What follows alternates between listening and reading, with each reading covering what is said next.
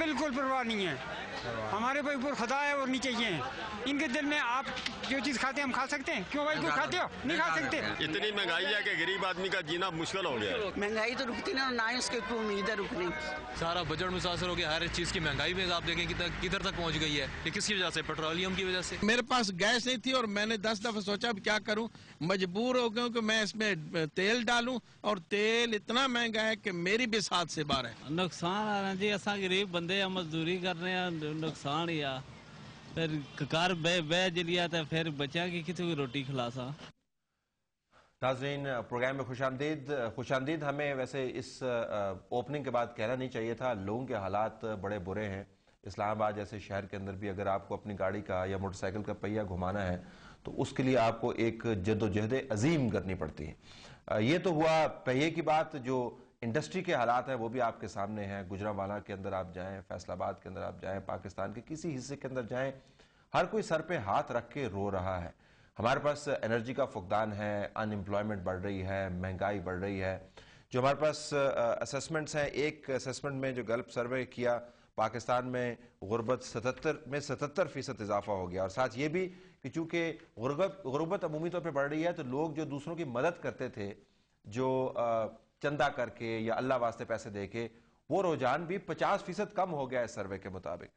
अगर हम world bank की रिपोर्ट देखें तो उसने कहा जी पाकिस्तान में 34 लाख अफराद खत गुर्बत से नीचे आ गए हैं। गंदम महंगी है, चावल महंगा है, दालें महंगी हैं, पैसे बढ़ नहीं रहे हैं, महंगाई बढ़ रही है। इस प्रोग्राम को हमने लोगों के मसाइल के नाम किया है जो पाकिस्तान में एक बढ़ता हुआ तूफान है। यह भी कहा गया है बाज रिपोर्ट्स के अंदर कि मिस्र और ट्यूनिस जैसी सूरत हाल से बचने के लिए हमें सब्सिडीज देनी होगी, लोगों को कुछ रिलीफ देनी होगी। क्या हुकूमत के पास विजन है या नहीं है? हमारे पास स्टूडियो में मारवी मेमन साहबा जो मेंबर है कौमी असम्बली की और डॉक्टर जुबैर खान साहब जो इकोनॉमिस्ट हैं वो मौजूद हैं। इनसे बात करेंगे और इनसे बात करने के बाद मैं कमर ज़मान कारा साहब को स्टूडियो के अंदर लाऊंगा और उनसे पूछूंगा कि उनकी हुकूमत ने इतने सालों में क्या किया। मारवी, हो सकता है कि हमारी जो असेसमेंट है वो एक सहाफियाना असेसमेंट हो और थोड़ा सा लोगों से कहते हैं कि हट के आप बात करते हैं। आप तो करिया घूमती रहती हैं, लोगों के हालात इतने ही खराब हैं या शायद हम टीवी पे बैठ के एग्जेजरेट करते? Let me here it from you. बिस्मिल्लाहिर्रहमानिर्रहीम।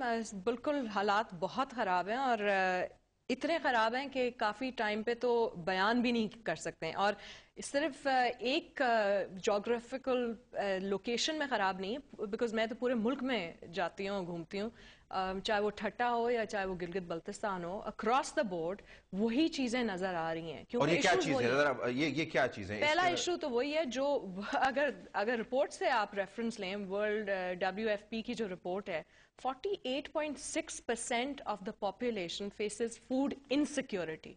अब आप सोच सकते हैं कि अगर नियरली 50% आपकी पूरी पॉपुलेशन उसके पास जो है खाने को नहीं है, फूड इनसिक्योरिटी, ये नहीं पता होगा कि आज अगर हमने खा लिया तो कल आएगा या नहीं आएगा, तो कितना आएगा? फ्रैंकली कुछ रहता नहीं है कहने के लिए, क्योंकि ये एज वन फिगर मैं इसको देखती हूँ। ये तो एक फिगर है ना जो एक किताब में, लेकिन ये मुझे रोज नजर आता है। लोग क्या कहते हैं आप जब आपसे बात करते हैं? सुसाइडल टेंडेंसीज नजर आती हैं और बेबसी नजर आती है। और जमहूरियत से जो बात एक खराब इंडिकेटर है, क्योंकि जमहूरियत वो कनेक्ट करते हैं इस सारी insecurity, food insecurity, law and order, food insecurity, law and order, food insecurity. तो ये एक डिस्पोंडेंसी सी हो गई है। Let me bring in Kaira साहब at this point in time and into the studio. Kiara साहब तशरीफ लाएंगे और इस दौरान हम जरा डॉक्टर जुबैर से पूछते। कायरा साहब बहुत शुक्रिया, आपने हमें ज्वाइन किया, आपको मैंने तारुफ पहले करवा दिया था। डॉक्टर साहब, दुनिया भर के अंदर मुआशी हालात जो है वो ममालिक के, हम जैसे ममालिक के इतने अच्छे नहीं हैं। हम हुकूमत से जब भी बात करते हैं, और जब तक कायरा साहब ने वो पोर्टफोलियो संभाला हुआ था, आजकल तो उस पोर्टफोलियो की जिम्मेदारियों से थोड़े से परे हैं, लेकिन नुक्ता नज़र इनका तकरीबन वैसा ही है। वो कहते हैं जी कि आप दुनिया के हालात देखें और फिर पाकिस्तान के हालात का मवाजना करें।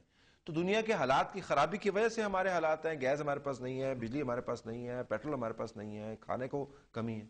What is the issue? दुनिया के हालात के मुताबिक हमारे हालात जो हैं वो बहुत बदतर हैं, इसलिए कि जब पिछला फाइनेंशियल क्राइसिस जब आया था 3-4 साल पहले, उस वक़्त बैनुल अक़वामी जो इकॉनमी है वो अपनी सबसे लंबी एक मुसलसल ग्रोथ पीरियड से गुजर कर आई थी। ठीक।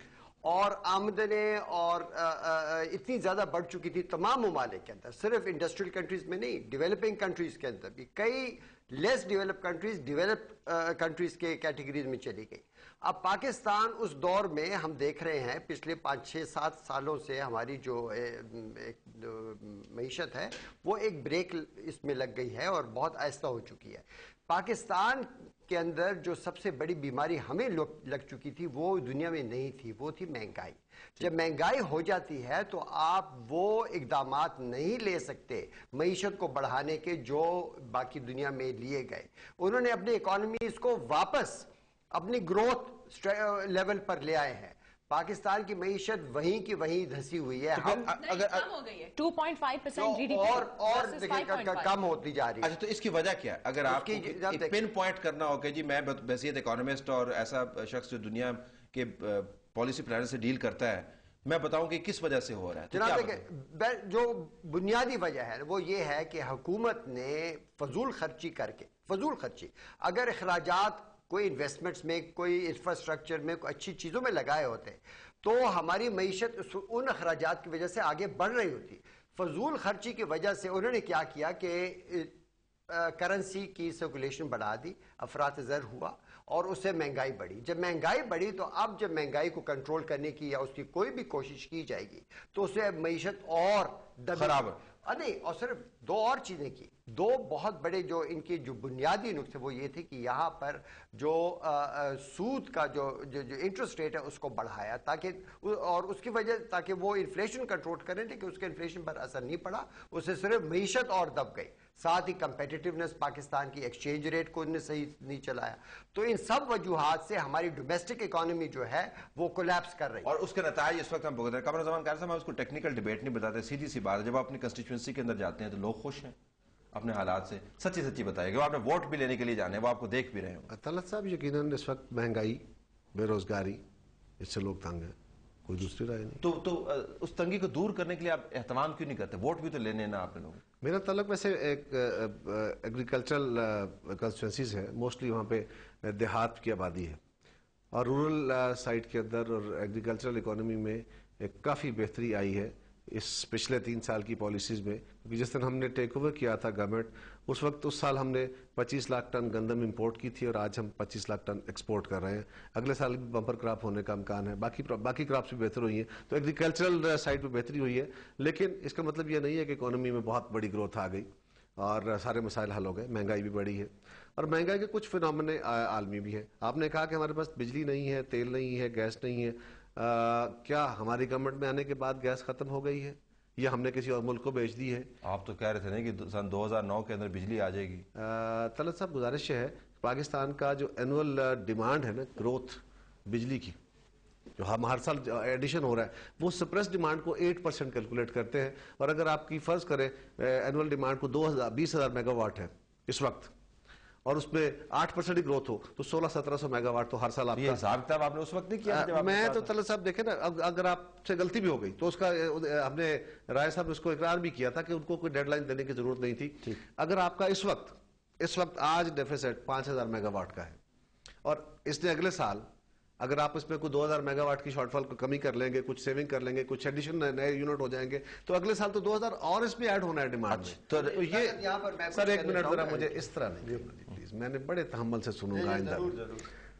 दूसरी गुजारिश तलत साहब ये है, तेल, जब हमारी हुकूमत आई थी बहुत अच्छी पॉलिसी थी पाकिस्तान की, हमने आगे पॉलिसी खराब कर दी क्योंकि पाकिस्तान के अंदर एक अंदाजे के मुताबिक कोई 200 वेल ऑयल एंड गैस के ड्रिल होने चाहिए हर साल, कुछ जो 20 और 25 के दरमियान थे, आज कोई 60, 70, 80 पे आए हैं, वो 200 पे जाने चाहिए। ड्रिलिंग पॉलिसी हमारी इतनी अच्छी थी।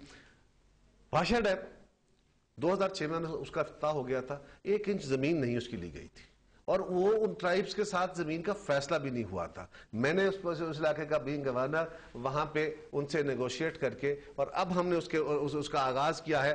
पहले साल में हमने उनको पैसे रखे हैं कुछ कि उनके साथ जमीन एक्वायर कर। सर इतना सब छोटा सा सर आखिरी जुमला कह देता हूं। अच्छा, हमने ये भी किया, थरकोल हमसे बहुत पहले का वो उसके रिजर्वायर जो है वो नोन है।